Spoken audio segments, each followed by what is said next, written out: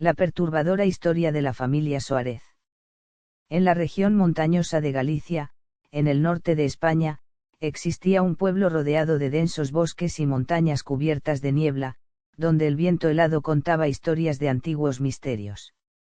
Allí se encontraba la mansión de los Soares, una construcción imponente que destacaba por su fachada de piedra oscura y sus ventanas góticas, en contraste con la serenidad del pueblo.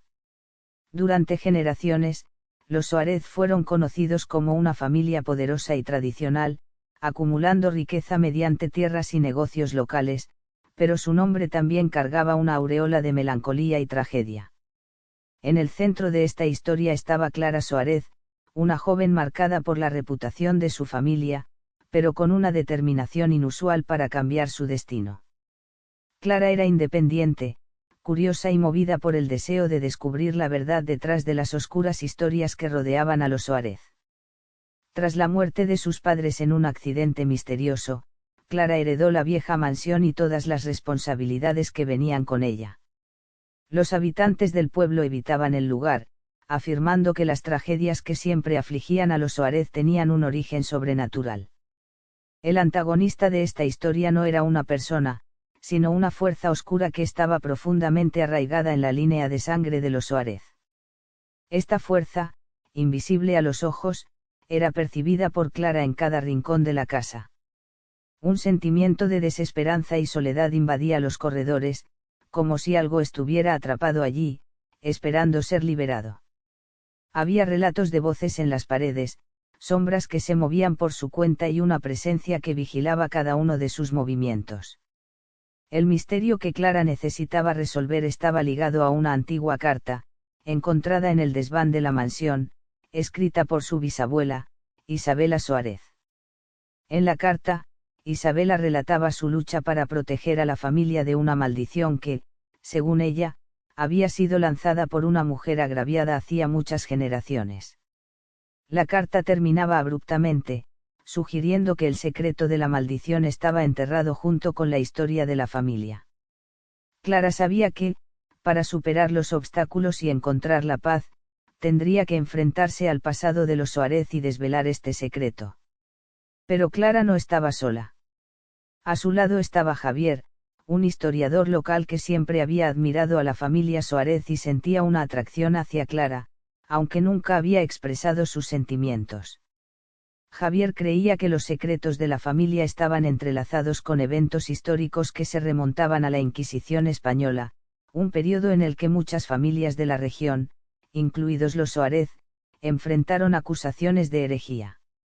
Lo que Clara no sabía era que Javier tenía sus propios motivos para ayudarla, también era descendiente de una de las familias que sufrieron en aquel tiempo, y su conexión con los Soares era más profunda de lo que Clara podía imaginar.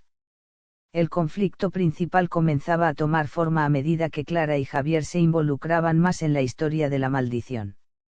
Clara no podía ignorar el hecho de que su propia vida parecía estar en peligro.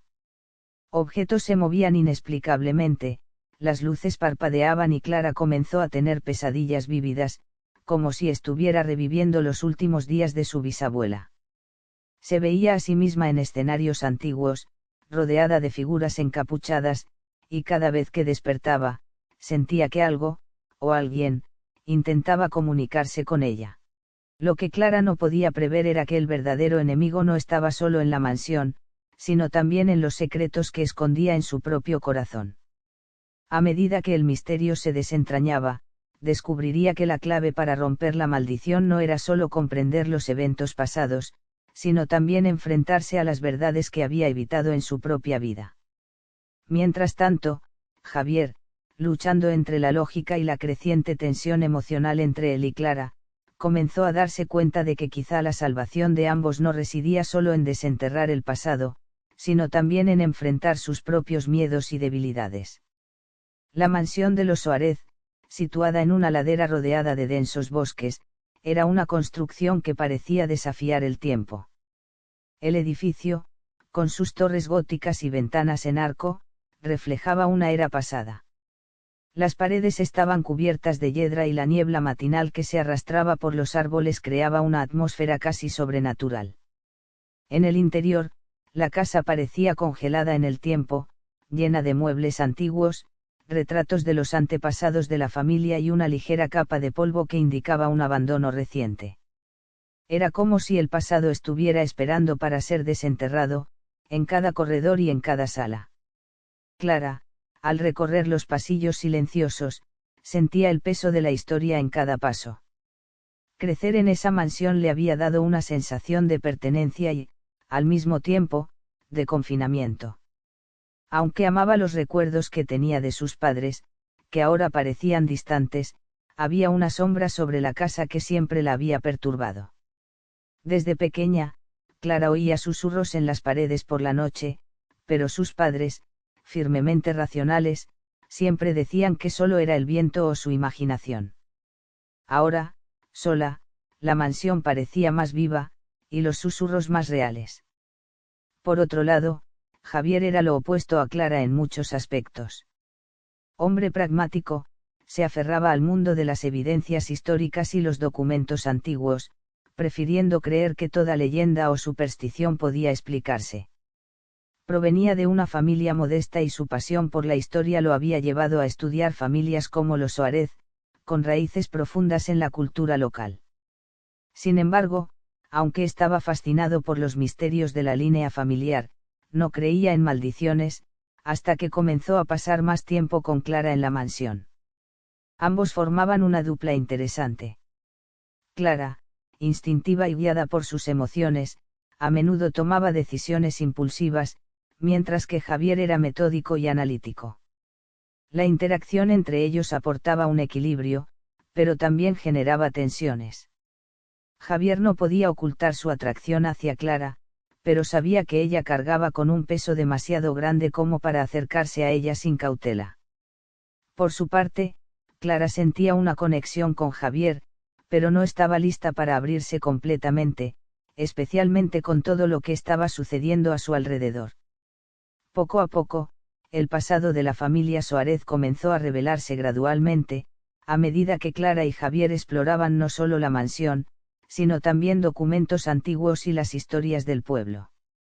Descubrieron que la maldición mencionada en la carta de Isabela estaba vinculada a una mujer llamada Teresa Morales, una curandera que había vivido siglos atrás y que fue acusada de brujería por la Inquisición.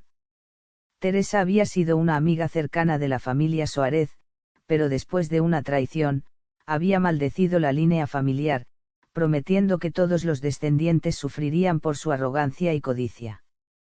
Mientras Clara intentaba entender la conexión entre Teresa Morales y su familia, también comenzó a notar que la maldición no solo afectaba a los Soares directamente.